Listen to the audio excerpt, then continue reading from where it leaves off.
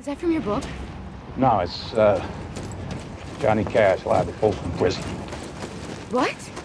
Salut tout le monde, c'est Xavier, bienvenue sur Watch Mojo français. Aujourd'hui on se retrouve pour le top 10 des plot twists qui ont sauvé de mauvais films. We gotta keep him in that penthouse. Nicely done, Candace. Desire is irrelevant. I am a machine. Pour cette liste, on s'intéresse aux films qui sont loin d'être considérés comme incroyables, mais qu'une surprise de dernière minute a rendu appréciable. Bien sûr, faites gaffe, il y aura d'énormes spoilers. Genre, toute la liste, c'est que des spoilers. Selon vous, quel film est le plus revenu de loin grâce à une scène sortie de derrière les fagots? Dites-le moi en commentaire. Numéro 10, Calvin et David atterrissent sur Terre, Life, origine inconnue.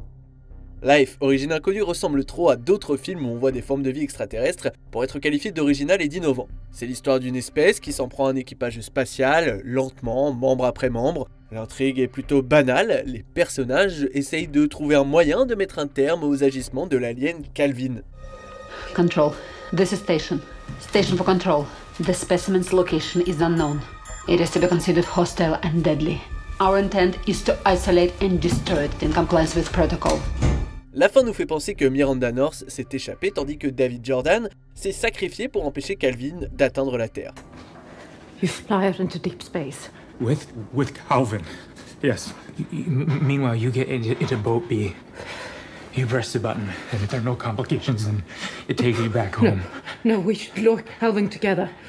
Miranda, that doesn't make any sense. C'est dans les derniers instants du film que cette intrigue, a priori prévisible, prend un énorme tournant, puisque c'est la capsule de Miranda qui voit sa trajectoire déviée, alors que celle de David arrive sur Terre avec Calvin à son bord.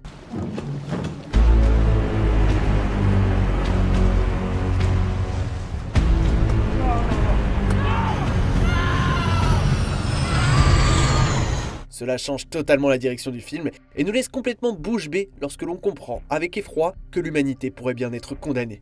Numéro 9, le père de Jamie n'est pas réel, Dead Silence. Jamie Ashen essaye de trouver un moyen de mettre un terme à la malédiction de sa famille, alors que le fantôme de la ventriloque Mary Shaw cherche à mettre fin à sa lignée. All these years you've resented me for sending you away, but I did it to distance you from this curse. Construisant lentement vers sa conclusion, Dead Silence passe beaucoup de temps à montrer le protagoniste perdu et complètement déboussolé. L'histoire de Jamie est criblée de moments trompeurs jusqu'à ce qu'il pense avoir battu Mary en détruisant sa dernière poupée. Sauf que dans les derniers instants, Jamie réalise qu'il est induit en erreur.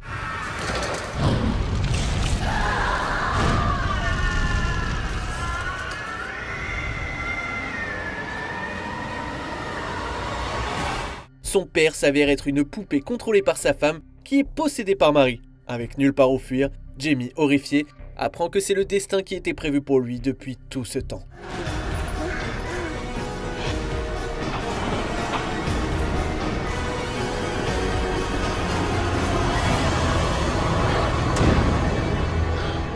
Now, who's the dummy?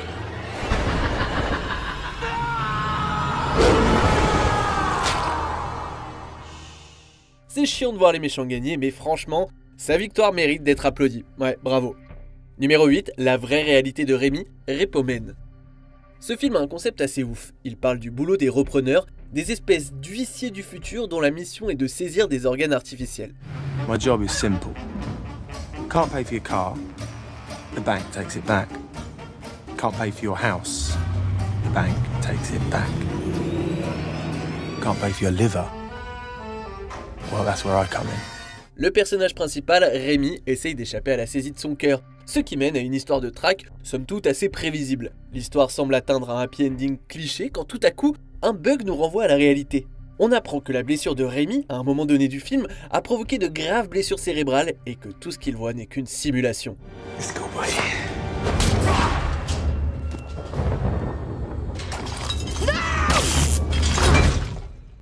Rémi et son crush sont en fait à peine vivants, ce qui veut dire que la soi-disant fin heureuse n'existe que dans l'esprit de Rémi en vrai. On s'éloigne des stéréotypes de films d'action en faveur d'une conclusion plus dark et réaliste, qui laisse un goût amer, mais qui pousse à réfléchir aussi. Sweet dreams, buddy. Numéro 7, Azazel prend possession d'un chat, le témoin du mal. Ce film d'horreur surnaturelle nous présente une intrigue dans laquelle l'inspecteur Hobbs et John Z traquent le démon Azazel, qui a une tendance à prendre possession des gens dans le but de créer un désastre mondial. Just tell me what they want. The demons? They want the fall of civilization, the fall of Babylon, as they put it. Un postulat qui perd en intensité puisque le transfert de corps en corps d'Azazel est usé jusqu'à la corde et que rien d'autre ne se passe vraiment. Et puis franchement, le film est trop tordu pour un titre d'horreur. Cela dit, tout ça laisse sa place à un retournement de situation que personne n'avait vu venir. Avant de laisser Azazel prendre possession de son corps, Hobbs s'empoisonne, le tout en étant dans une cabane très reculée, histoire de s'assurer que le démon reste coincé là-bas pour toujours. You don't smoke anymore.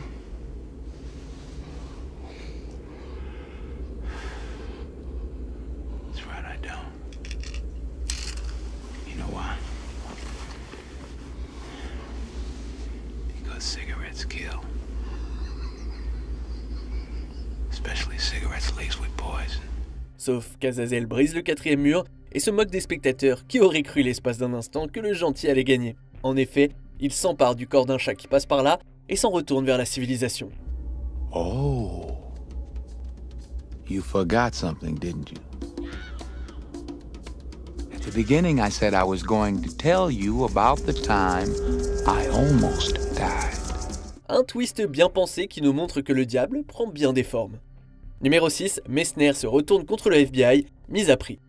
Les agents du FBI, Messner et Carousers, sont chargés de garder un informateur, Ace, en vie et de le protéger du boss mafieux Sparazza qui a mis sa tête à prix. No former witness against the mob has been as crucial or as important as Buddy.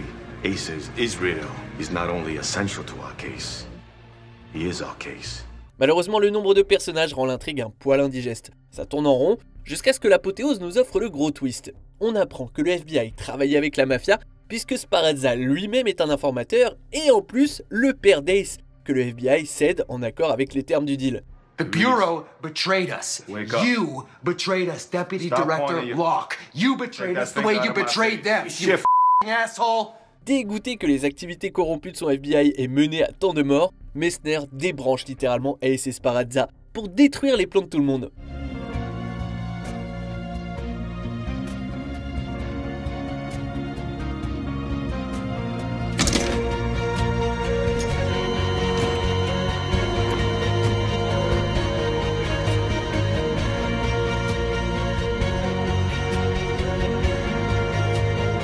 Après avoir fait un peu n'importe quoi avec l'intrigue, Mise à prix nous livre une fin avec une morale cohérente qui contraste comme il faut avec toute la violence qui a précédé.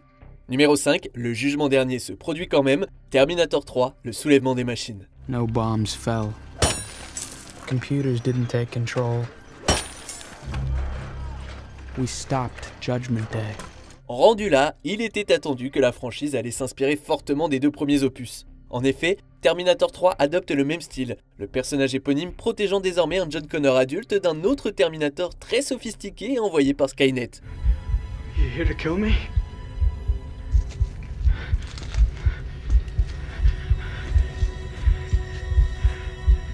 No.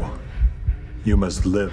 L'histoire nous amène tranquillement au sacrifice habituel du Terminator, mais les derniers instants prennent un tournant intéressant, jamais vu auparavant dans la saga. En réalité, et contrairement à ce qui a toujours été pensé, on ne peut pas empêcher le jugement dernier de se produire, et Skynet a déjà entamé un processus d'attaque nucléaire pour causer un massacre planétaire. John, what is he saying?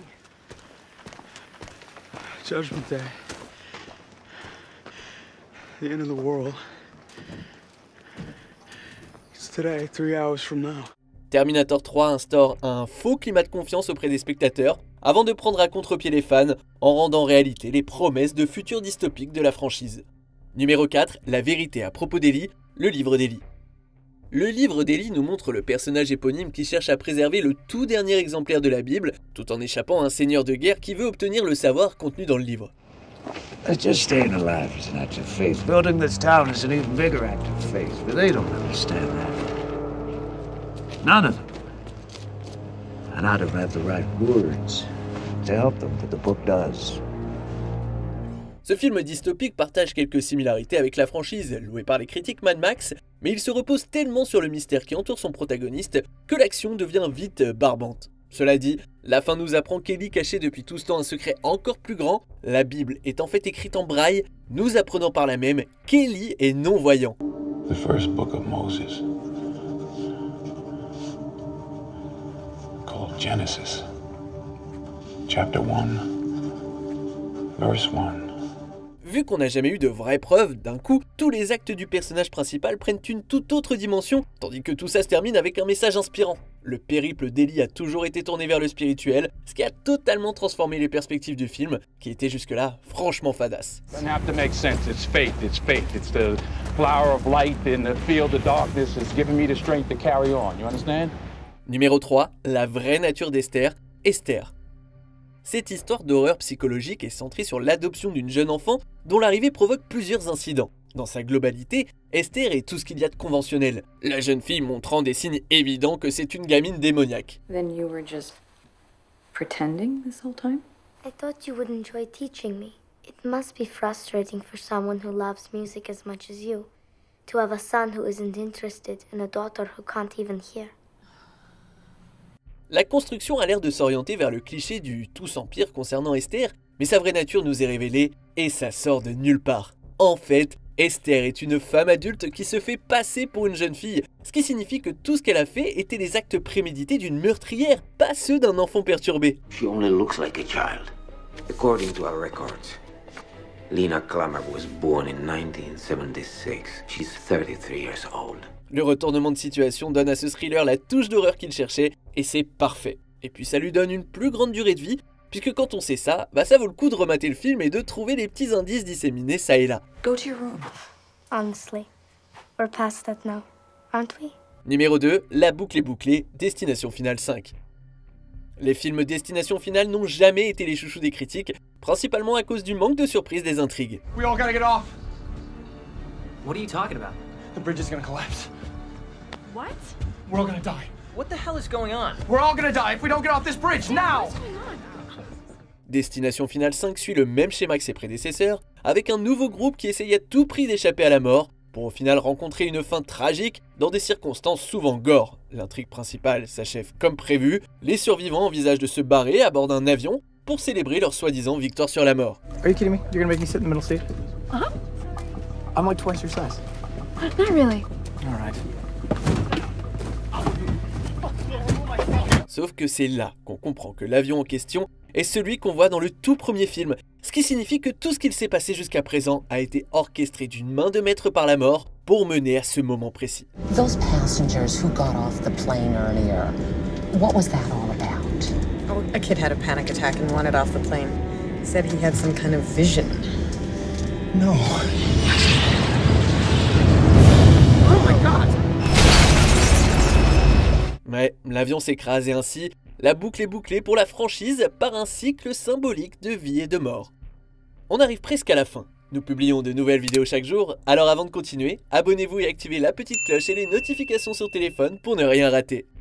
Numéro 1, Dr Gordon était de mèche depuis le départ, Saut 3D, chapitre final. Le 7e film de la franchise perd toute la nuance et tout le recul des entrées précédentes. Saut 3D, c'est tout simplement un festival de gore qui repose entièrement sur les pièges. L'intrigue, c'est purement et simplement Mark Hoffman qui élimine tous ceux sur son passage avant d'éliminer Jill, la femme de Jigsaw, pour se venger. This person will go on killing until he's stopped. You know him, and he definitely knows you. Is that right? He's Detective Mark Hoffman. Sauf que le Dr Gordon, dont le statut n'a jamais vraiment été éclairci avant la scène d'intro de ce film, se pointe et attaque Hoffman avant que celui-ci ne puisse s'échapper. On apprend alors que Gordon était le complice secret de Jigsaw depuis le début, ce qui signifie qu'il a eu un rôle à jouer dans tout ce qui s'est passé pendant la série. Hello, Dr. Gordon.